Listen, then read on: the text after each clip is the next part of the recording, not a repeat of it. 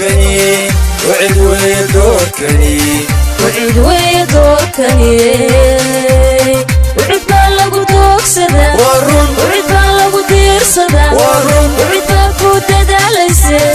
أقويان كاغا دورو تدوينو عكاغا سي تدوينو عكاغا سي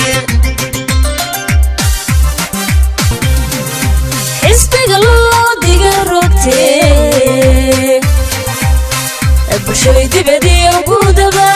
ديار لو ودايه دادكيسو يهي من قرى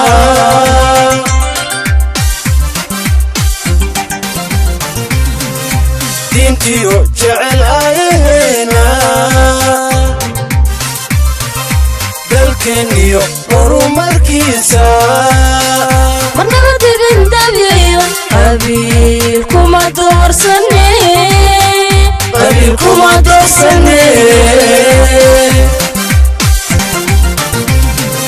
دلك عدالتي وقاتو بانهلي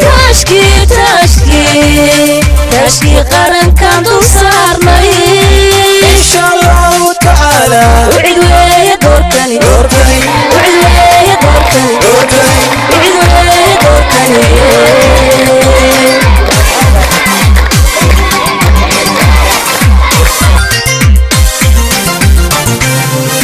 دلك عدالتي وقاتو بانهلي تاشكي قرن كان دوسارني وعد ويدوركني وعد ويدوركني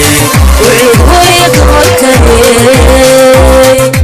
waxaa maanta si ballaaran u furmay ololaha doorashooyinka Soomaaliland waxaana maanta ololahaasi furay xisbiga cadaaladda iyo daryeelka UCID taageerayaasha xisbiga cadaaladda iyo daryeelka xisbiga UCID ayaa maanta waxa kala qayb galay ololahaasi murashaxa madaxweyne ku xigeenka xisbiga UCID Axmed Cabdi Muuse Abyan isagoo safar reer ku soo gaadhay Saaka deegaanada gobolka Sool ugu horreeyna waxaa si ballaaran loogu soo dhaweeyay murashaxaasi deegaanka Dar es Salaam ee gobolka Sool sidoo kale degmada Yegoori Samakaab shacab aad u tiro badan ee deegaanka Adhacad ee gobolka Sool ayaan yar iyo weyn u kala hadhin soo dhaweynta murashaxa madaxweyne ku xigeenka xisbiga halkaasi ka hadlay gudoomiyaha xisbiga UCID ee gobolka Sool محمد أحمد فارح aad baan idinku hambalyeynaya soo dhaweynta iyo soo baxaad samayseen maanta xisbiga cadaaladda iyo daryeelka uu nagala joogo sharaxeennii ku-xigeenkeennii Professor Axmed Cabdi Muuse Abyan aad baan idinku hambalyeynaya waa maalintii koowaad ee ololaha doorashada 2017 oo ku beegan maanta 12kii bishii tobnaad tahay waxaanu nasiib u yeelanay xisbiga cadaaladda iyo daryeelku inuu noqdo maalintii koowaad inuu isagu ugu horeeyo waxaa murashaxa madaxweyne ku xigeenka xisbiga UCID loo galbiyay gudaha magaalada Laascaanood waxaana iskugu soo baxay duleedka magaaladaasi kumanaan dadweynaha kuwaasi oo ah taageerayaasha xisbiga cadaaladda iyo daryeelka UCID dadweynahan ayaa watay noocyada kala duwan ee gaadiidka kuwaasi oo ah kumanaan shacab ah waxayna ku muujiyeen taageeraha ay u hayaan xisbiga cadaaladda iyo daryeelka UCID murashaxa madaxweyne ku xigeenka xisbiga UCID ayaa kumanaan shacab ah khudbad dheer uga soo jeediyay fagaaraha weyn ee dawladda hoose ee degmada Laascaanood isagoo u ballan qaaday haddii ay doortaan wax qabad dhab dadweynaha reer Sool gaar ahaan magaalada Laascaanood maanta ku sugannahay aad baan idin salaamaya assalaamu calaykum waraxmatullaahi ta'ala wa barakaatuh maanta waa maalin taariikhi ah weeye maanta waxa weeyaan maanta go'aankaad gaadhaan maanta ayaa mustaqbalkiina iyo masiirkiina qaabaynaya inaanay jirin hore u jirin wax wada lahaansho arrintaas oo hadda ay xaqiiqsadeen siyaasiyiinta Soomaaliland madaxweyne ilaa iyo hogaamiyaasha axsaabtu in Soomaaliland aan midaysnayn oo Sool iyo Sanaag iyo Cayn xaqeeda aanay helin iyo waxay mudan tahay inaanay Soomaaliland sii jirayn waa mid ay ku qanacsan yihiin waa mid anigu hadda aan shaqadan ugu tartamayo dastuurkii waa la furayaa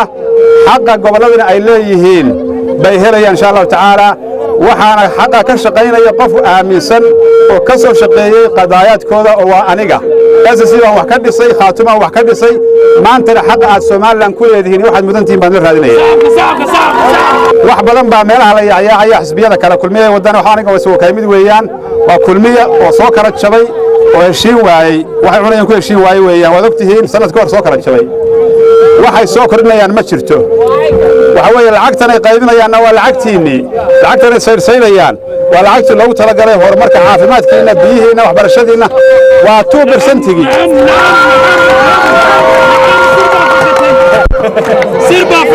ما يسوي ديسن 2%-gii madaxweynaha Soomaaliland Silaanyo uu qoondeeyay gobolada bari ama gobolada Sool Sanaag iyo Cayl dhowr sano ka hor xagay martay bay soo gaadhay lacagta account looga furtay Hargeysa